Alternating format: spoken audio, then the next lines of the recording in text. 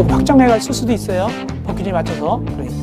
반면에 네 번째입니다. 지하층 바다 면적 계산할 때 용적률 계산 그 의미가 무엇인가? 2분의 1이 제일 잘 나오니까 지하층 이해할 때 일단 그림 그려서 설명을 드리겠습니다. 자, 이어서 우리는 제 15강 들어갑니다. 15강은 교재 페이지 260쪽 제4장 주택의 공급과 거래.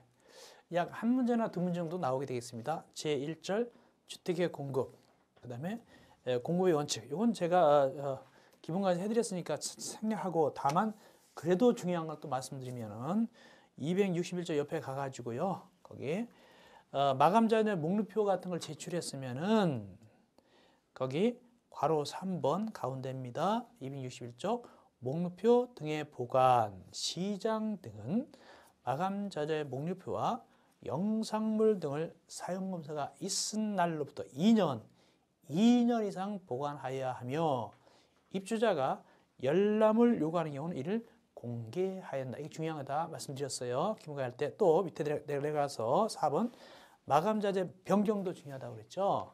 거기 밑에 보면은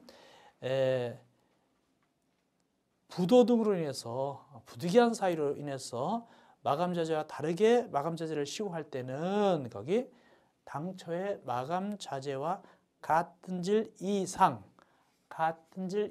요거로 설치해야 되고, 이때 이러려면 밑에 2번 그 사실을 입주 이행자에게 알려야 한다. 이게 중요하다고 그랬습니다.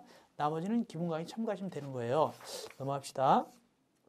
262쪽 위에 3번 견본주택의 건축 기준, 이건 참고로 읽어보시면 돼요. 그냥 내려가서 4번 저당권 설정 등 제한, 이것도 중요하다고 그랬고 기본 강의에서 말씀을 드렸습니다. 그러나 간단히 다시 한번 또 설명드릴게요. 중요한 부분이니까. 그래서 언제부터 언제까지 저당권 등을 사업체가 하면 안 되는가? 거기 입자무지 공고 승인 신청일부터 언제까지 소유권 이전 등기 신청할 수 있는 날 60일까지 요 기간 내에 하면 안 되는데 그 뜻입니다. 뭘 하면 안 되느냐? 거기 보니까 저당권, 가등기 담보권, 뭐 전세권, 지상권, 매매 증여 등등 여러 가지 하면 안 됩니다. 근데 거기 아까 소유권 이전 등기 신청할 수 있는 날이란 어떤 날 얘기하냐니까 거기 사업체가 입주 이행자한테 이제는 들어와도 돼요, 입주해도 돼요 라고 통보한 입주 가능일을 얘기하는 거예요. 옆으로 가서 그러나 입주자 동의 없이도 저당권 같은 거, 가등기 담보 같은 거 할 수 있는 경우가 있어요. 모두 몇 가지? 3가지 경우가 있다. 거기 위에 박스죠. 이건 제가 기본 강의에서 해드렸습니다. 이어서 부기등기 이것도 해드렸는데, 그래서 만약에 이걸 마음대로 저당 같은 거 하지 말라고 소유권 등기에다가 부기등기를 하도록 되어 있습니다. 이때 어떤 것을 언제 하느냐가 가장 중요하다고 말씀드렸어요. 언제 이 부기등기 하느냐? 넘어가서 보면은 264쪽 밑에 부기등기 시기, 264쪽 밑에 3번입니다. 부기등기 시기. 부기등기는 대지에 대해서는 입자무지 공고 승인청과 동시에 하고 주택에 대해서는 소유권 보존 등기와 동시에 한다. 이것이 부기등기 시기가 아주 잘 나온다 그랬어요. 근데 그 페이지에서 그냥 그대로 올라가면 다음가로 2번 부기등기 이외에 부기등기 안 해도 되는 경우가 있다 그랬어요. 어떤 경우 안 해도 괜찮으냐? 사업체가 국가, 지방자치단체 및 한국토지공사 등 공공기관이든가 그 다음에 해당 대지가 사업체 소유가 아닌 경우 등 이럴 때는 대통령령으로 정하면 이때는 부기등기 안 해도 괜찮습니다. 그런데 박스 안에가 1. 대지의 경우, 2. 주택의 경우라고 되어 있는데 여기서 우리가 무엇을 포인트를 잡으면 되냐면 일단은 대지다, 주택이다 아무 소리 하지 아니하고 사업체가 국가, 지방자치단체, 한국토지주택공사 등 이런 등등은 부기등기 하지 않아도 괜찮다. 그럼 맞는 걸로 해야 된다. 맞는 걸로 해야 되는데 혹시 대지에 대하여, 주택에 대하여 이렇게 구분한다면 그때는 대지에 대하여 안 해도 된다. 이건 맞는 겁니다. 만약에 주택에 대해서 뭐 국가 등이 안 해도 된다면 틀린 거예요. 대지에 대해서만 안 해도 되는 겁니다. 혹시 구분한다면 구분하지 않는 건 일단 맞는 걸로 하고요. 그렇게 보시면 됩니다. 265쪽 옆에 가서 부기등기 효력입니다.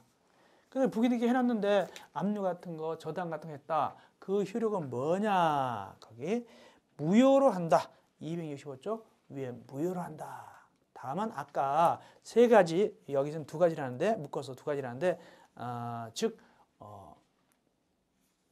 중도금 같은 거 뭐 저당 잡고 해주는 거라든가 또 회사가 망하게 생겨가지고 다른 회사 인수하는 거 이런 경우는 무효가 되는 것이 아니다. 그 뜻이고요. 네 번째, 주택건설 대지 신탁. 요건 기본 강의에서 안 했던 거예요. 그래서 이건 제가 지금 해드리겠습니다. 4번은 기본 강의에서 하지 않은 거다. 요거는 시마 강의니까 좀 어려운 얘기 좀 해드리겠습니다. 시험지 나오진 않았지만 그래도 좀 어렵지만 해드릴게요. 주택건설 대지 신탁. 이건 또 뭔 소리까? 이런 얘기입니다. 자, A라는 회사가 있어요. A라는 회사가 이 아파트를 짓습니다. 대지가 있고 아파트를 이렇게 이제 짓는데 이 A라는 회사가 별로 신용이 별로 없어요.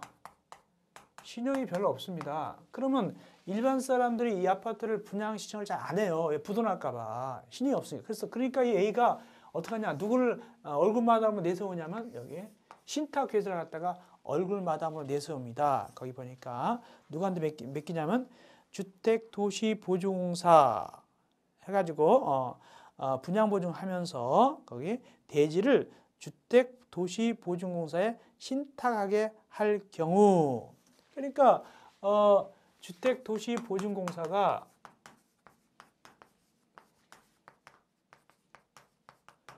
A가 이걸 이제 분양할 때 A가 보증서 주는 거예요. 보증서 주는데 이 주택도시보증공사가 뭘 믿고 보증서 주냐? 야, 너 땅 나한테 맡겨. 이 대지를 갖다가 누구에게 맡긴다? 이 B라는 주택도시보증공사 맡기는 겁니다. 이게 신탁입니다. 신탁.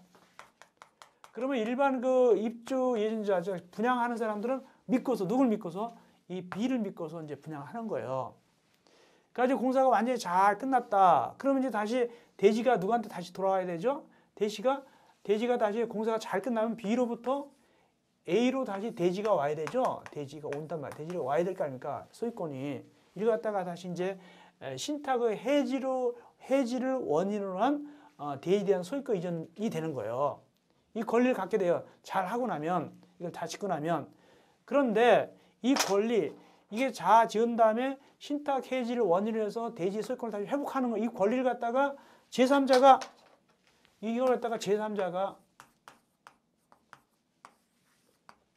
압류 같은 거 한다. 그러면 이건 안 된다는 얘기입니다. 왜냐? 이렇게 되면 이게 이 아파트가 얘한테 못 넘어가고 이게 둥 뜬단 말이죠. 그럼 누가 손해본다? 입주자가 손해보죠. 입주 예인자가 손해보기 때문에 그 뜻입니다. 자, 이렇게 이해하시고 우리 한번 보겠습니다. 주택건설 대지의 신탁. 그래서 거기 분양보증하면서 대지를 갖다가 주택도시보증공사 신탁에 할 경우 사업체는 그 주택건설 대지를 신탁할 수 있다. 규정에도 불구하고 신탁해놨어요. 그 다음에 이때 신탁할 때는 어떤 걸 등기를 해놓냐면 여기 신탁 등기일부터 입주인자가 해당 주택건설 대지 소유권 등을 신청할 이후 60일까지 기간 동안 해당 신탁 종류를 원인으로 하는 사업체의 소유권 이전 등기 청구권에 대한 압류 등등은 효력이 없음을 신탁계약에 포함시켜야 된다. 그러니까 이제 이걸 갖다가 끝나게 되면 제대로 짓고 나면 다시 신탁을 해지해서 다시 이 대지에 대한 소유권을 A가 회복하게 되는데 이 권리를 갖다가 제3자가 압류해버렸단 말이죠. 또 뭐 했다 거기 가처분했다 등등 이렇게 하면 어떻게 한다? 효력이 없다. 이 자체가 효력이 없다. 압류 가처분 효력이 없다. 왜? 누굴 보호하려고? A를 보호하려고. A를 보호하면 누굴 보호하는 겁니까? 여기 입주 예정자를 보호하는 것이죠. 그래서 만약에 이렇게 신탁 등기 해놨으면 불구하고 만약에 누가 이걸 압류했다. 그러면 그 효력을 무효로 합니다. 그것이 바로 동그라미 3번입니다. 그래서 신탁 등기일 이후 거기 주택건설 대지 소유권 이전 등 신청할 수 있는 날 이후 60일 기간 동안에 해당 신탁 종류를 원인으로 해가지고 소유권 이전 등기 청구를 누가 압류, 가압류도 했다. 이때는 어떻게 된다? 그 효력은 무효다. 무효다. 그 뜻입니다. 그렇게 하시면 되겠습니다. 이어서 넘어가서 266쪽입니다.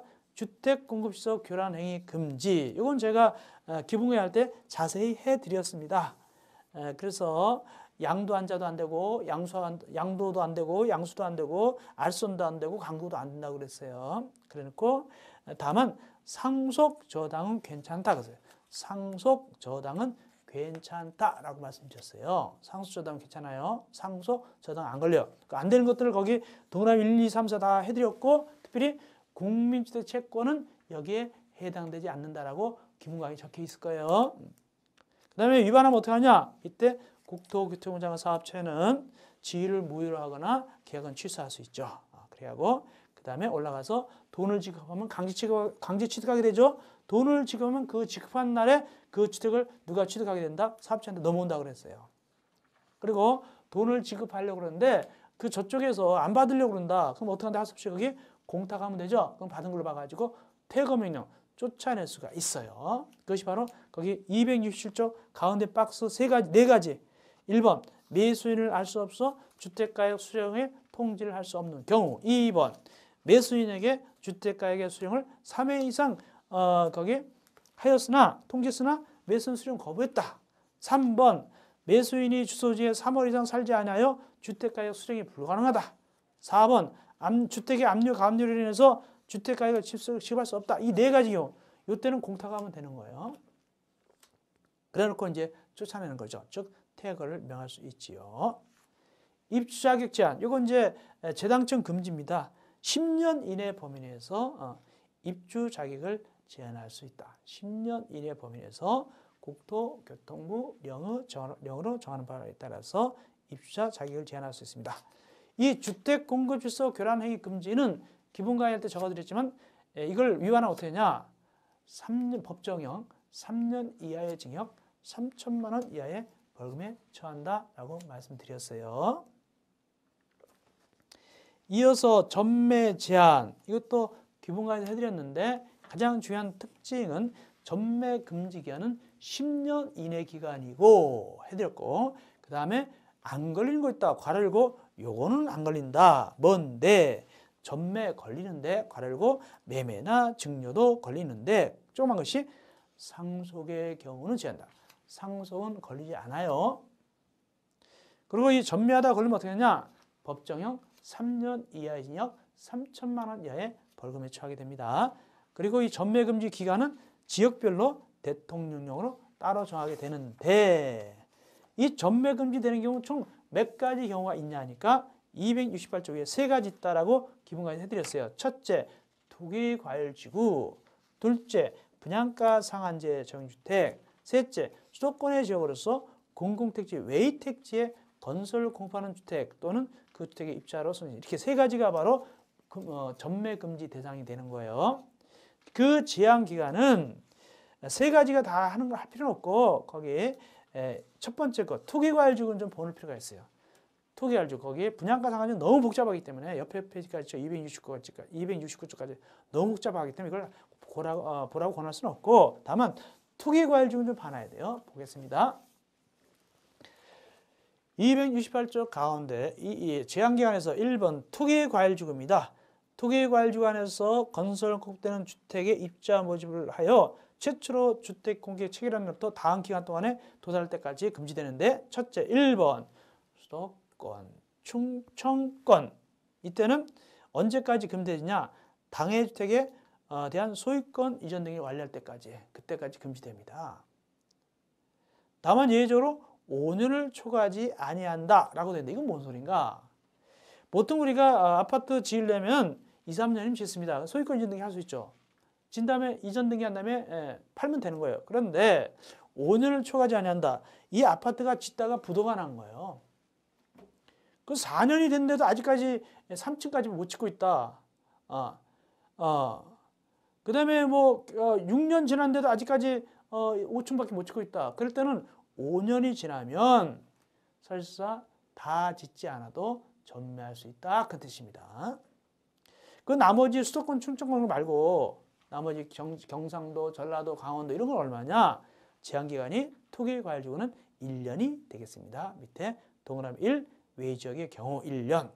그 다음에 분양가 상황이 너무 복잡하기 때문에 그걸 보라고 권할 수는 없고요. 좀 넘어갑시다. 넘어가고 하나 270조 가운데 세 번째 270조 가운데 가로 3번입니다. 수도권의 지역으로서 공급택지, 외택지에서 요거는 얼마 금지되느냐면 거기 6개월입니다. 6개월 기간에 도달한 때를 말한다. 6개월입니다. 주택 공급계약 체결이 가능한 날부터 6개월 기간, 요 기간 동안에 금지가 되겠는데 사실상 별로 되지도 않죠. 기간도 짧죠. 근데 그렇게 하시면 되겠고, 그러나 실제로 시험지에 나올 만한 것은 밑에 괄호 3번 전매 제한 특례, 요것이 가장 중요합니다. 즉 안 걸린다는 얘기입니다. 원래는 3년 이하지요. 3천만 원 이하의 벌금에 처하게 되는데 요 경우는 안 걸리는데, 안 걸리게 어떤 것이 있냐? 옆 페이지 271쪽 위에 박스에 모두 7가지, 요거는 안 걸린단 말이죠. 그 요건 봐놔야 돼요. 여러분들 꼭 봐놔야 되는데, 특별히 1번, 2번, 3번이 제일 중요한데 4번까지 보면 더 좋겠는데, 1번에서 세대원이 근무 또는 생업상 사정이나 질병, 치료 등등등 해가지고 이사 가는데 전원이, 그 다음 중요합니다. 다른 광역시, 특별시, 동일한, 같은이 아닙니다. 동일한, 같은이 아니라 다른입니다. 다른 광역시, 특별시, 자치시 이렇게 나가죠. 그걸 주의하셔야 되고, 또 3번에 세대원 전원이 해로 이주하거나 2년 이상 해외 체류할 때 2년 이상 해외 체류, 요거 기억하시기 바라고, 나머지도 꼭 보시기 바랍니다. 7가지. 특별히 실문 보니까 이렇게 나오죠. 입주자로 선정된 지위 또는 주택의 일부를 그 배우자에게 증여할 때, 일부를 배우자한테 증여하는 겁니다. 근저하시면 되겠고, 부기등기입니다. 부기등기 하셔야 되는데, 아까 금지되는 경우 모두 몇 가지다? 3가지 경우가 있었는데, 부기등기는 2가지 경우만 부기등기 합니다. 그럼 하나 빠졌네. 뭐가 빠졌냐? 투기과열지구는 부기등기 하지 않습니다. 나머지 2개만 부기등기를 소유권 등기, 즉 갑구에다 부기등기 해야 됩니다. 자, 그 다음에 위반 효력, 강제 취득입니다. 즉 위반해가지고 전매했다. 이때는 돈을 줍니다. 1년 만기 정기예금 이자 조금 붙여 돈을 주게 되면 지급한 날의 권리가 싹 넘어옵니다. 법률의 규정에서 누구한테 넘어온다? 사업체가 취득권을 봅니다. 법률의 규정에서. 조금만 주면, 이자 조금 붙여주면, 다시 돌려주면, 정기예금 이자 나오죠? 여기 정기예금 1년 만기 정기예금 이자. 지금 얼마나 되겠어요? 그거 붙여서 주면은 주금과 동시에 권리가 넘는단 말이죠. 사업자한테. 포상금, 이거 뭐 아파라치. 전매하는 걸 찔렀단 말이죠. 그러면 포상금 나온다는 얘기죠. 누가 줍니까? 시도의사가 포상금 주게 되는데, 여기는 안 나왔지만 1,000만 원 이하 포상금입니다. 1,000만 원 이하. 근데 이거 막 받는 건 아니에요. 이게 굉장히 어렵습니다. 절차가. 이거 받으려다가 잘못하면 망신당할 수도 있어요. 이어서 제2절 주택공급 규제 제도입니다. 분양가 상한제 되겠습니다. 분양가 상한제 이미 기본가 할 때 잘 해드렸고, 분양가 상한제 거기 예외가 있는데 어디가 예외냐면 밑에 3가지죠. 도시형생활택, 경제자유구역 지역 및 운영에 관한 특별법 올라가서 관광지법에 있는 것인데, 관광특구인데 층수가 50층 이상 이거나 높이가 150m 이상, 요거 외우라고 그랬죠. 이 3가지가 분양가 상한제 예외고요. 그 다음에 분양가 구성은 이미 다 기본화 해드렸어요. 택지비는 거기 일단은 분양가격은 땅값하고 건물값이라고 그랬죠. 그래서 택지비와 건축비로 구성되는데 구체적인 국토교통부 령으로 정한다. 첫째, 택지비 땅값은 일단은 감정평가입니다. 감정평가입니다. 1번부터 봅시다. 공공택지는 그 가격을 인정해 줍니다. 왜? 믿을만 하니까. 그래서 택지 공가격이다 플러스 알파인데, 다만 2번 공공택지가 아니다. 이럴 때는 못 믿기 때문에 감정평가 금액입니다. 감정평가 금액에다 플러스 알파 하게 되는데, 공공택지가 아닐 때는, 공공택지는 공가격에다가 플러스 알파, 공공택지가 아닐 때는 감정평가 금액에다 플러스 알파해서 하게 됩니다. 감정평가 기준입니다. 다만 거기 기역, 니은, 디, 동그라미 기역, 니은, 디 그 3가지입니다. 민사집행법에 따른 경공매 낙찰, 니은 국가, 지방자치단체 등 공공기관으로부터 매입, 티귿, 부동산 등기부 등이 나타날 때 이 세 가지의 경우는 감정평가 금액이 아니라 거기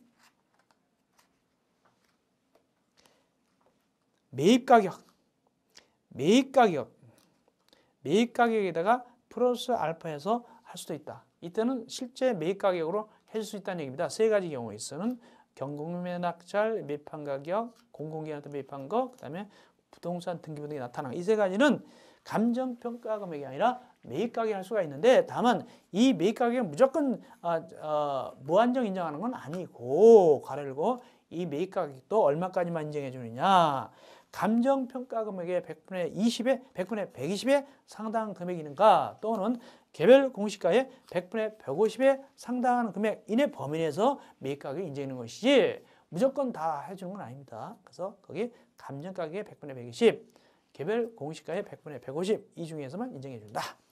세 가지 기억, 니은, 디귿 투명하다 하더라도 그런 뜻입니다. 나머지는 다 그냥 감정평가 금액입니다.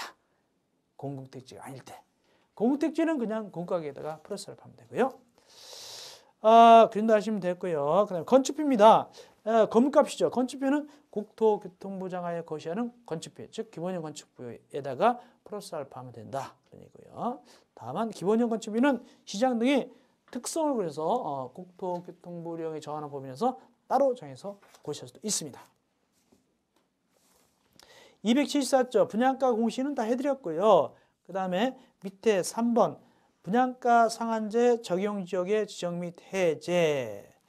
누가 이 분양가 상한제 적용지역을 지정하고 해제할 것인고? 거기 보니까 1번 국토교통부 장관이네요. 국토교통부 장관은 주택가격 상승률이 물가 상승률보다 현재 높은 지역으로서 그 지역의 주택가격 등등과 여건 등 고려해가지고 야, 아파트값 뛰겠구나. 이럴 때 주거 정책 심의를 거쳐가지고 분양가 상한제 적용지역을 지정할 수가 있어요. 누가? 국토교통부 장관. 구체적으로 수치 밑에 1번 직전월부터 수급해서 3개월간 거기 아파트의 매매가격 상승률이 10% 이상일 때. 두 번째 3개월간 원평균 아파트 거래량이 전년 동기 대비 200% 이상 증가했을 때. 세 번째 아파트 공급이 있었던 연속 3개월간 거기 아파트 평균 청약 경쟁률이 20대를 초과할 때. 이 세 가지가 바로 분양가 상한제 적용지역 대상이 되겠고, 여기에다가 누가?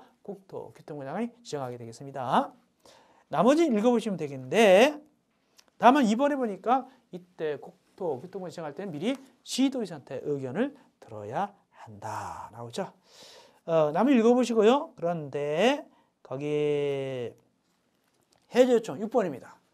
분양가 상한제 적용지역으로 지정된 지역의 시도의사, 시장 등은 지정된 후 주택가격이 안정된 등 분양가 상한제 적용할 필요가 없다. 이럴 때는 국토교통부 장관한테 여기 좀 해제해 주세요라고 요청할 수 있습니다. 이 경우 요청받으면 40일 이내에 국토교통부 장관은 요청받으로부터 40일 이내에 주거정책심의위원회 심의를 거쳐가지고 해제 여부를 결정하고 그 다음에 결과를 통보하면 되는 거예요. 나머지는 읽어보시면 되겠습니다. 40일 체크하세요. 넘어갑시다. 분양가 심사위원회 간혹 나옵니다. 이건 제가 다 설명해 드렸어요. 기본강의할 때. 특별히 그 기능 보면은 거기 5가지가 있죠. 기능. 3번에 특별자치시, 특별자치도 시군구의 별 기본형 건축비. 즉 시군구별 기본형 건축비지 시도별이 아니라 그랬어요. 그리고 4번에 2종 국민주택권이지 1종이 아니다라고 다 제가 기본에서 해드렸던 겁니다. 나머지 읽어보시면 됩니다. 위원 같은 것도 보시면 되고요. 위원도 다 해드렸습니다. 특별히 위원 중에서 277조 위에 올라가서 보니까 거기 기억의 법학 경제 조교수죠. 조교수 1년 이상. 특별히 거기 보니까 리얼의 주택관리사 몇 년 이상 근무한 분 5년 이상, 소장님 5년 이상 이렇게 하시면 되고, 민간위원 임기 바로 밑에 2번 민간위원 임기는 2년이고 연임할 수 있다. 이런 것도 좀 아시기 바랍니다. 회의할 때 거기 회의는 시장 등이나 위원장이 소집하면 되고 며칠 전까지 알린다. 2일 전까지 밑에 동그라미 2번 개최일 이전까지 회의와 관련된 사항을 알려줘야 됩니다. 나머지 절차는 읽어보시면 되겠네요. 제일 밑에 보니까 회의지는 공개하지 않는다. 비공개네요. 참고로 보시면 되겠습니다. 요거 이제 278조 요건 안 했던 겁니다. 요건 좀 해드려야 되겠어요. 278조 요건 안 했던 거니까 해드려야 되겠습니다. 사용검사 후 매도 청구 등. 그러니까 이제 아파트를 갖다가 분양받았어요.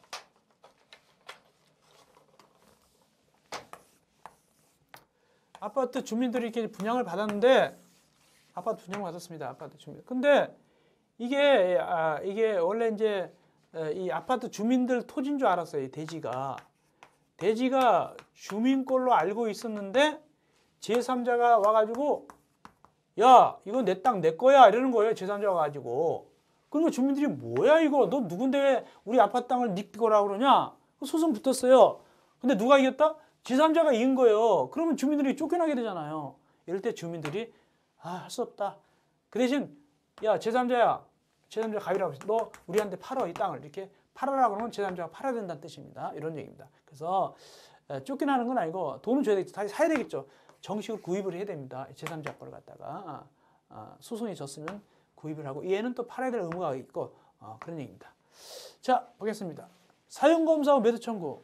남의 땅이란 말이죠. 알고 보니까 그때는 그 싸우는데 졌으니까 할 수 없이 어떻게 한다? 돈 주고 살 수 있단 말이죠. 야, 네 땅이냐 알았다. 그럼 나한테 우리들한테 팔아라라고 할 수 있다는 얘기입니다. 보겠습니다. 278조 의회입니다. 주택의 소유자들은 주택단지 전체 대지에 속하는 일부의 토지에 대해서 일부 땅이 일부 땅에 일부가 소유권 이전 등의 말소송 등에 따라서 사용검사 받은 후 해당 토지의 소유권을 회복한 자, 이 주민들이 졌다는 얘기예요. 그러면 해당 토지 소유권을 회복한 자 여기서는 갑이고 제3자가 얘기하기를 야 그래 네가 이겼다. 그 토지를 우리한테 시가로 팔아라고 청구할 수 있다. 그래서 이제 주민들이 갑한테 시가로 팔라고 할 수 있다는 얘기입니다. 2번 주택의 소유자들은 대표자를 선정하여 매도 청구에 관한 소송을 제기할 수 있다. 그럼 만약에 안 팔아 막 시가를 막 4배 5배 야 4배 줘 5배잖아 이렇게 갑이 배짱 부리는 거예요. 그때는 소송을 제기할 수 있어요. 대표자 선정해가지고 이 경우 대표자는 주택 소유자 전체 4분의 1 이상 동의를 선정한다. 매도 청구에 대한 재판을 할 수 있다는 얘기입니다. 그 다음에 이 매도 청구 소송했더니 판결이 나왔는데 그때 주택 소유자 전체한테 효력이 있다. 4분의 3 동의했지만 효력은 전체한테 기판력, 소위 말해서 재판에 기판력이 미친다는 뜻입니다. 이때 매도 청구하는 그 면적은 100분의 5 미만이어야 된다. 너무 크면 안 돼요. 그림 좀 크게 나오는데 전체 면적의 100분의 5 미만이어야 된다. 그게 100분의 5 미만이어야 된다. 이 경우 매도 청구 의사는 실소유자가 해당 토지 소유권을 회복한 날부터 2년 이내에 실소유자가 송달된다. 얘가 이제 소유권 회복했단 말이죠. 그럼 2년 내에 해야 돼. 2년 내 매도 청구 소송이 송달돼야 됩니다. 매도 청구에 대한 의사표시가 송달된다. 야 팔어라고 갑이 회복한 날부터 2년 내 주민들이 해야 돼요. 2년 내 팔어 합니다. 만약에 안 팔면 어떻게 한다? 소송을 제기할 수도 있고. 그 다음에 주택의 소유자들은 매도 청구로 인해서 발생한 비용 전부를 사업체에 구상할 수 있다. 이제 이 주택 주민들은 만약에 샀다, 또 소송했다, 돈이 많이 들어갔잖아요. 뭐 때문에 된 거예요? 이거 땅 때문에 된 거예요. 대지 때문에. 누가 대지를 잘못한 거예요? 그러면 원래 사업체가 이거 잘못해서 이런 현상이 났잖아요. 사업체가 잘못해가지고 남의 땅에다 지은 바람에. 그러니까 주민들은 다시 이 돈을 넣었다가 누구한테 달라고 한다? 사업체한테 야, 너 때문에 우선이 되게 많이 들었거든. 땅 사고 뭐 재판하라고 다시 내놔라고 사업체한테 구상할 수 있다. 당연한 것이죠. 그래서 사업체한테 구상할 수 있다. 그런 얘기입니다. 이어서 투기 억제, 투기 과열지구. 이건 제가 기본화할 때 자세히 해드렸습니다. 투기 과열지구는요. 누가 지정한다? 국토교통부 장관 또는 시도의사가 내부적으로 주거정책심의위원회에 거쳐서 지정하게 되는 것이죠. 읽어보시면 되고요. 그리고 이제 투기과열지구, 요거 투기과열지구 이렇게 적는 것이 시험지에 나온 적이 있다. 그랬어요. 주관식으로 다 설명드렸고, 거기 지정 절차 같은 건 읽어보시면 됩니다. 특별히 제가 말씀드리기를 거기 기본계획 할 때 국토교통부 장관이 토기관리 지정안을 해제할 때는 시도지사 의견을 들어야 되며 시도지사 할 때는 국토교통부 장관과 협의하여야 된다. 이렇게 얘기했어요. 꼭 주의할 때고 나머지 절차 읽어보시면 되겠습니다. 지정 해제도 제가 거기 280쪽 거기 1년마다 재검토 그 다음에 해제 요청하면 40일 내 거기 결과 통보 이거 두 가지 중요하다고 기본 강의에서 다 자세히 해드렸습니다. 이어서 임대택의 건설 공급 이 부분도 저기 기본 강의 때 해드렸습니다. 즉 이런 거죠. 주산복합 지을 때 여기 상가 짓고 여기 이제 사업계획 승인 받는 겁니다. 사업계획 승인 받아가지고 주로 이제 아파트가 되겠죠. 주택 짓는 겁니다. 이럴 때 상가 짓고 위에는 사업계획 승인 받아가지고 아파트 같은 지을 때 이럴 때 여기다 뭘 섞어 짓는다고요? 여기 임대주택을 섞어 지을 때 임대주택을 섞어 지을 때 그 뜻입니다. 임대주택을 섞어 지을 때 그래서 여기 이런 데다가 임대택을 섞어 지면은 용적률 올려준다고 그랬어요. 중요하다고 그랬어요. 기본 강의 거기 얼마 올려주느냐? 올려준 거에 일정 기간 올려주면 일정 양까지 올려주면 그 올려준 거에 얼마만 임대택 지냐면 거기 100분의 60 이하까지 임대택 짓게 되는데 구체적으로 대통령령은 100분의 30 이상 100분의 60 이하까지 시도조례를 정하는 비율 100분의 30 이상 100분의 60 이하 이거 외우라고 했어요. 요만큼만 임대주택 지면 되고 나머지는 분양주택 지면 된다고 그랬어요. 그걸 짓게 되면 이 사업자가 자기가 임대하는 것이 아니라 임대주택은 남겨줘요. 누구한테? 인수한테 남겨주는데 그 인수자 중에서 제일 잘난 놈이 시도의사예요. 시도의사한테 우선적으로 주는 것이죠. 그런 얘기가 나올 것이고 그 다음에 이제 임대주택 선정은 추첨하게 되는 것이죠. 한 곳에 모아놓은 것이 아니라 추첨해서 하게 되는 것이고 넘어가고 가격은 좀 싸야 되니까 282쪽입니다. 가격은 싸야 되기 때문에 282쪽입니다. 건축비는 공공주택특별법 5조의 2에 따라 임대택의 매각시 적용되는 공공건설 임대택의 분양전환 가격의 산정 기준에서 정하는 건축비 이게 건축비가 되고 그럼 땅값은 대신 어떻게 하냐 그냥 기부채납이다 그냥 거둬준다 그랬어요. 이것들은 다 제가 기본 강의에서 해드렸던 것입니다. 그래서 가장 중요한 것은 100분의 30 이상 100분의 60 이하 범위 내에서 임대택 지면 되는 것이고 가격은 거기 건축비는 거기 공공주택 특별법에 의한 것이고 지금 이제 그렇습니다. 공공주택 특별법이고 그 다음에 대지는 기부채납 이걸 중요합니다. 연도하시면 되겠어요. 이어서 우리가 이제 제5장 주택의 관리로 가야 되는데 주택 관리 잘리는 거니까 잘리는 것이니까 그 전에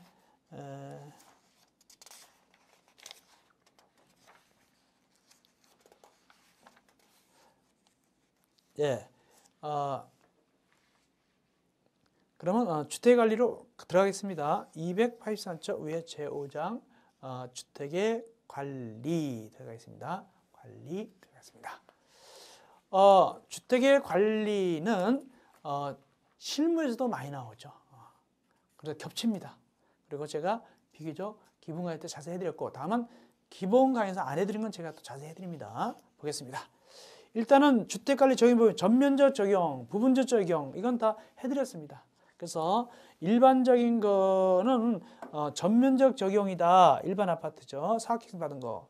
그러나 임대 목적 건설은 공동택 넘어가서 분양 목적으로 건축가 받은 건설한 공동택, 복합주택 이거는 이 공동택 관리 중에 일부를 적용하게 된다라고 제가 이거 설명을 기본 강의에서 해드렸습니다.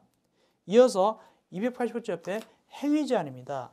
행위여가 신고 나오는데 또는 신고가 나오는데 이건 일단은 설명을 드리면 이렇게 되죠. 이건 좀 설명하겠습니다. 285쪽 다시 한번 설명해 드리겠습니다.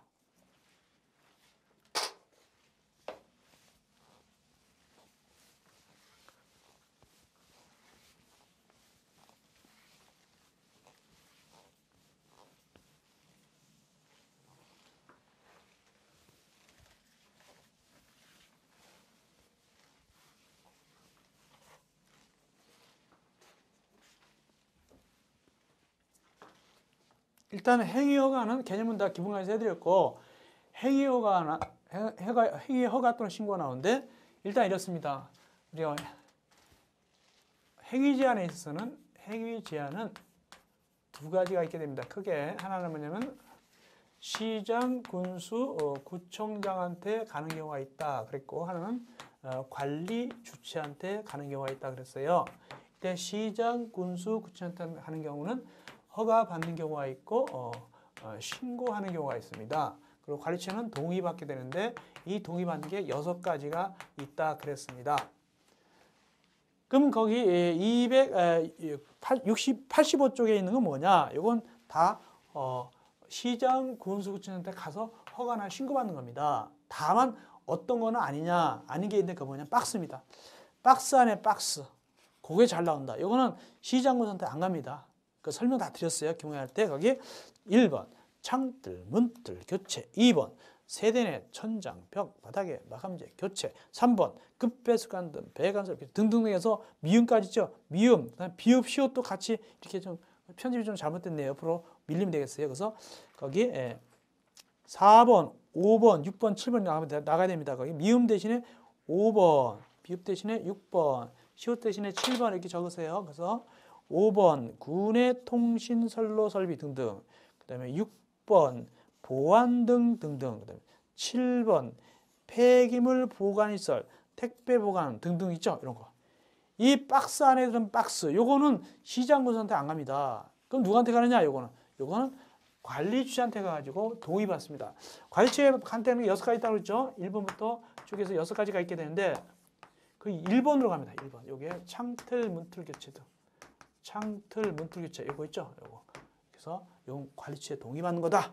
시장군수 가는 게 아니다. 라고 강조해 드렸습니다. 꼭 거기에 7가지 있죠. 꼭 아셔야 됩니다. 그럼 밑에 4번에 공동택의 효율적 관리 시장진행 행위 용도 폐지. 이건 뭐 재축 및 비내립 철거. 이거는 다시 시장한테 가는 것이고 그런 뜻입니다. 그래놓고 이제 거기 286쪽에서 290쪽까지 286쪽에서 290쪽까지 이게 뭐냐면은 이것이 행위허가 신고 기준인데 이건 실무에서 잘 나옵니다. 실무에서 286에서 290쪽까지 실무에서 잘 나오는데 다만 여기서 제가 그래도 실무를 도와주는 의미에서 여기서 포인트만 뽑아서 칠판에다 정리되어 있습니다. 가장 중요한 포인트 꼭 알아야 될 것 같다가 포인트 뽑아서 286에서 290쪽까지 있는 그 포인트를 갖다 그 중에서 가장 중요한 포인트를 실무를 도와주면서 여기 적어드리겠습니다. 자, 같이 봅시다.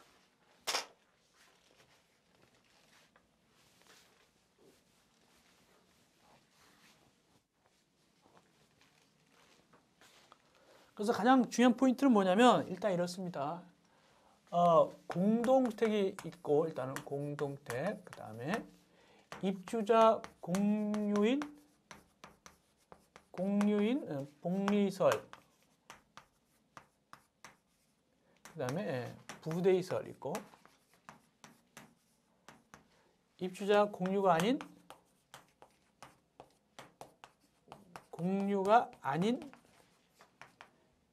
복리이설, 입주자 공유가 아닌 부대이설, 아닌 복리이설. 세 가지를 나눠서 생각합니다. 공동택, 입주자 공유인 복리이설하고 부대이설, 입주자 공유가 아닌 복리이설. 예를 들어볼까요? 자, 공동택 예는 뭐가 있을까요? 공동택 예는 아파트, 대표적인 거. 그 다음에 아파트를 예를 들면 되고, 입주자 공유인 복리이설 예는 경로당, 부대이설은 관리사무소 이렇게. 그 다음에 입주자 공유가 아닌 복리이설은 근린생활시설, 상가, 근린생활시설. 자, 이럴 때는 조건 어떻게 하냐? 일단은 입주자 동의를 받지 않습니다. 일단은 입주자 동의를 받지 않는다. 쉬운 것부터 합시다. 입주자 동의를 받지 않습니다. 근데 요거는 동의 받습니다. 이건 어떻게 동의 받냐 하니까 이건 전체 입주자 3분 이상 동의 받습니다. 전체 입주자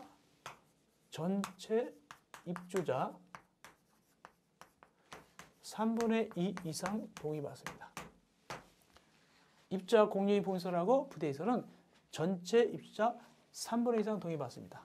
입주자 공유가 아닌 건 이건 동의 받을 필요가 없어요. 주민한테 갈 필요가 없어요. 뭐 예를 들어서 상가 고치러 뭐 똑똑똑 누구십니까? 저기 슈퍼마켓 고치러 왔는데 동의서 찍어주세요. 그렇게 할 필요가 없다는 얘기입니다. 그러나 경로당이나 관리사무소는 돈이 자기네들 돈 낸 거 들어가잖아요. 그러니까 이때는 전체 입주자 3분의 2 이상 동의 얻어야 돼요. 근데 가장 중요한 게 뭐냐? 가장 복잡한 것이 공동택입니다. 아파트입니다. 이걸 좀 설명드릴게요. 아파트는 여러 가지 경우가 있는데 첫째, 용도 변경. 용도 변경은 당해동 입주자 3분의 2 합니다. 당해동 입주자 3분의 2 이상 동의가 아니라 용도 변경은 전체 입주자입니다. 용도 변경은 전체 입주자 3분의 2입니다. 3분의 2 이상 동의였습니다. 용도 변경은 공동택에서 용도 변경은 전체 입주자 3분의 2 이상 동의였습니다. 그 다음에 개축, 재축, 대수원 이런 거, 개축, 재축, 대수원 같은 거 이런 거 어떻게 하냐? 이럴 때 공동택은 당해동 입주입니다. 그래서 개축, 재축 등등 이건 당해동 입주자 3분의 2 이상 동의 받게 되죠. 개축, 재축, 뭐 대선 같은 거. 근데 가장 중요한 게 뭐냐면 요즘 뜨는 게 뭐냐면 철거. 그래서 파손 철거하고 그 다음에 또 뭐가 있냐면은 비내려뼈 철거. 공동택이 있어 파손 철거, 비내려뼈 철거입니다. 이럴 때 파손 철거, 비내력벽 철거. 요거 굉장히 중요한데 말이죠. 이거 아마 실무에서도 강조할 거예요. 굉장히 중요한데 이때는 당해동으로 잡고 해당동입니다. 해당동 그래놓고 그 다음에 입주자 그 다음에 누가 들어가냐 또는 사용자 그래놓고 2분의 1 이상 동의입니다. 2분의 1 이상 동의. 이게 가장 큰 포인트입니다. 가장 큰 포인트가 되겠어요. 그래서 해당동 그러고 입주자 또는 사용자 들어가고 2분의 1 이상 동의. 이게 굉장히 중요합니다. 그 다음에 예전에 많이 나온 게 뭐냐면 증축입니다. 증축, 공동택의 증축. 요거는 동의가 필요 없습니다.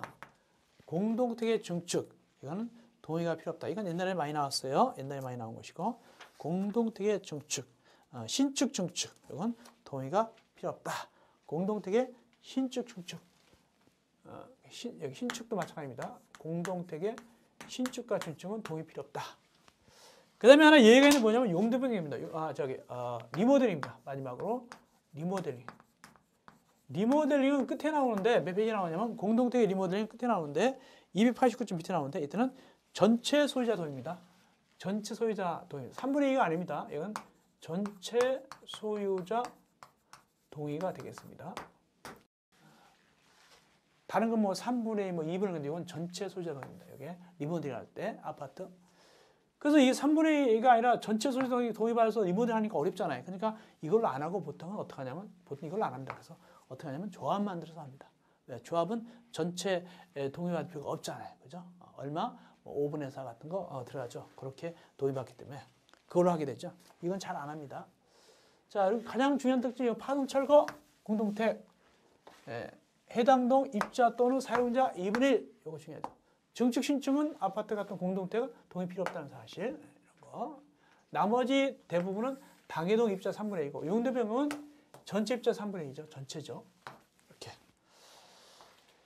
이렇게 해서 우리가 실무에서 주로 나오는 것 중에서 가장 중요한 거 기본적으로 해드렸습니다. 이걸 갖다 여러분들이 참조하셔서 공부해 놓으시면 되겠습니다. 그래서 우리가 290쪽까지 표까지 한 걸로 보고요. 쉬었다가 16강에서는 290쪽에 세 번째 허가나 신고 절차를 공부하시면 되겠습니다. 여러분들 고생했습니다. 16강에서 뵙겠습니다.